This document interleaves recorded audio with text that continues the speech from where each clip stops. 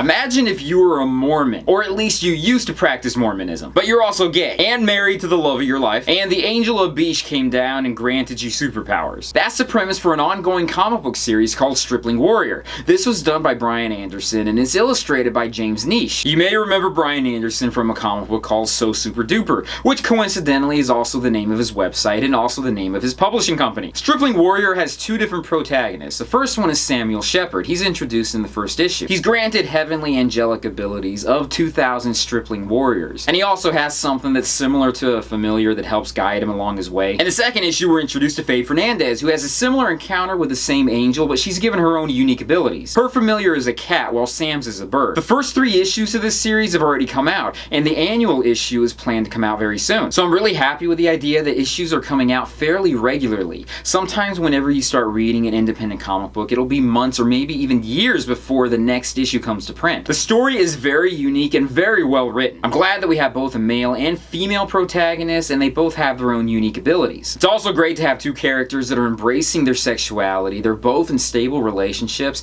and they're able to work together as a team. There's lots of biblical and Mormon references in this, but it doesn't come off as being preachy. In fact, sometimes it feels like they're making fun of the Mormon faith, but other times it feels as though they're embracing it. So Brian does a really well job of balancing everything out, maintaining the ethics of these superheroes and having them fight other supervillains. The story is really well written. Sometimes you're laughing at the dialogue between the characters. Other points you're thinking is pretty cheesy, and then there's other points where it's very serious and people are being killed off. And the deaths took me completely by surprise, which I'm happy about. I don't want to go into a comic book already knowing what's going to occur. Personally, I really enjoyed this series a lot. In fact, I read all 3 issues back to back. If you're interested in reading these, you want to go to sosuperduper.com and you can order them from there. There's also a short prequel comic book available to those who help out on their Kickstarter campaign, which I'll put a link to that in the description down below. It's pretty interesting. There's a video there with a lot of hot guys. It's really just full of cheese factor, but the whole eye candy aspect makes it totally worth it. I'll just leave it at that. Make sure to give a thumbs up, subscribe to my channel, leave a comment down below, check out my Patreon site when you get a chance, and I'll join you guys with another video very soon. Peace, love, namaste, and I'll see you guys later. Peace.